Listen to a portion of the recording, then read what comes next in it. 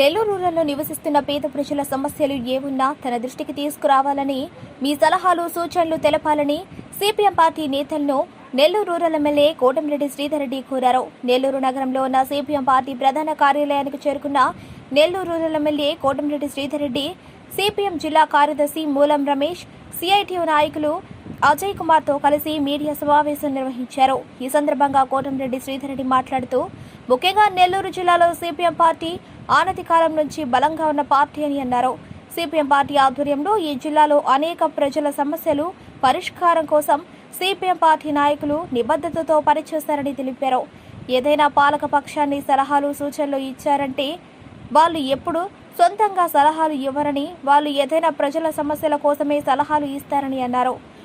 శాసనసభ్యుడిగా నేనున్నప్పటికీ 5 సంవత్సరాలు ప్రతిపక్షంలో ఉన్నా, మళ్లీ 3.5 సంవత్సరాలు అధికార పక్షంలో ఉన్నా నేనెప్పుడూ వామపక్షాల సలహాలు సూచనలు తీసుకుంటానని ఆయన చెప్పారు.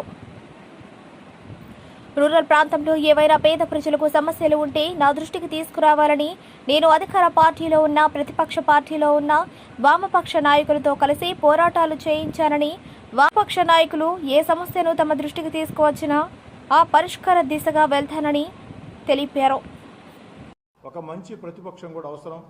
ప్రతిపక్షాలు పాలక పక్షాలకి పక్కలో బల్యంలో ఉండి వారు చేసే తప్పుల్ని ప్రజల పక్షాన ఎత్తి చూపించే బాధ్యత ఎంతో ఉంది.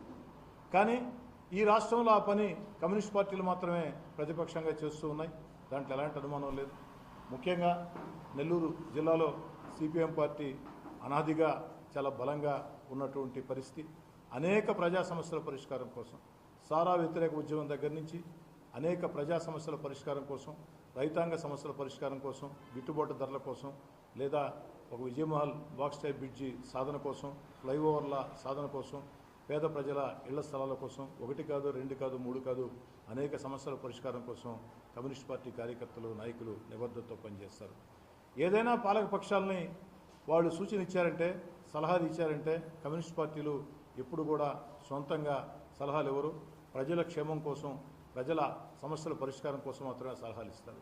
ఓ శాసనసభ్యుడిగా నేను పార్టీలో ఉన్నప్పటికీ, రాజకీయ వైరుధ్యాలు అటు కమ్యూనిస్ట్ పార్టీలకి నేను ఉండే పార్టీలకు ఉన్నప్పటికీ ఎప్పుడూ కూడా గత 10 ఏళ్లుగా నేను ఎమ్మెల్యేగా 5 ఏళ్లు ప్రతిపక్షం, మళ్ళీ 3.5 సంవత్సరం అధికార పక్షం, మళ్ళీ 1.5 సంవత్సరం ప్రతిపక్షం.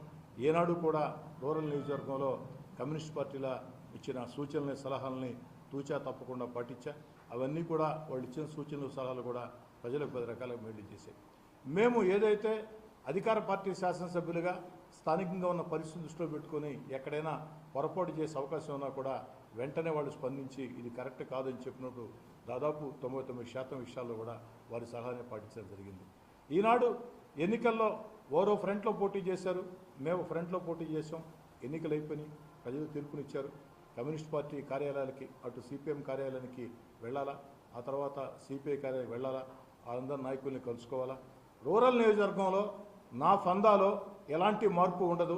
గత 10 ఏళ్లుగా కమ్యూనిస్ట్ పార్టీ నాయకులు ఏ విధంగా సూచనలు, సలహాలు ఇచ్చారో ఆ సూచనలు, సలహాలు ఏ విధంగా పాటించానో ఈరోజు కూడా అదే సూచనలు, సలహాలు అడుగుతూ ఉన్నా. వారు చెప్పిన మాటల్ని తూచా తప్పకుండా పాటిస్తూ ఉన్నా. ఏదేమైనా నిరంతరం పేద ప్రజల పక్షాన, అణగారిన వర్గాల పక్షాన నిరంతరం పోరాటాలు చేసే కమ్యూనిస్ట్ పార్టీ కార్యకర్తల్ని, కమ్యూనిస్ట్ పార్టీ నాయకులను చూసి అన్ని పార్టీల నాయకులు, కార్యకర్తలు కూడా నేర్చుకోవాల్సింది చాలా ఉంది. అదేవిధంగా కళాశాల చదువుకునే రోజుల్లో కూడా నుంచి కూడా వారితో నాకు రాజకీయ వైరుధ్యంగా ఉన్న సంఘాల్లో ఉన్నప్పటికీ ఒక చక్కటి సంబంధాలు మాత్రం ఏది ప్రజా సమస్యల పరిష్కారంతో ఉన్నాయి. అందుకు నాకు చాలా సంతోషం. అందుకే ప్రత్యేకంగా ఇప్పటికీ ఆలస్యమైంది, కాదంటే పనులు ఒత్తిడిలో పడి కాస్త ఆలస్యమైంది. ఈరోజు ఖచ్చితంగా చేయాలని సిపిఎం పార్టీ జిల్లా కార్యదర్శి, జిల్లా నాయకులు వాళ్ళ అనుమతి తీసుకుని ఈ యొక్క కార్యాలయానికి వచ్చి వారికి ధన్యవాదాలు తెలియజేసి, ఒకే ఒకటి వాళ్ళు చెప్పేది, ఎప్పుడూ కూడా నెల్లూరు రూరల్ నియోజకవర్గంలో నేను శాసనసభ్యుడిగా ఉన్నంతకాలం ఖచ్చితంగా నా పరిధిలో ఉన్నది ప్రజలకు మేలు చేసే కార్యక్రమాలు మీరు ఏమి చెప్పినా తూచా తప్పకుండా పాటిస్తానని చెప్పని మాట ఇస్తూ సెలవు. భారతదేశంలో ఒక ప్రత్యేక స్థానం ఉంది.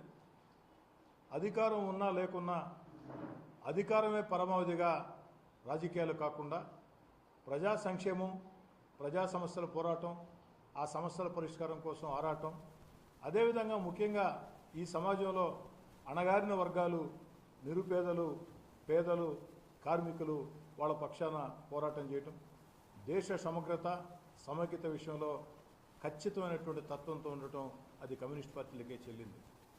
అందుకే భారతదేశ వ్యాప్తంగా కూడా అనేక ప్రాంతాల్లో కమ్యూనిస్ట్ పార్టీలు ఈనాటికి కూడా ప్రజా సమస్యల పట్ల చురుగ్గా వ్యవహరిస్తూ ఉన్నాయి.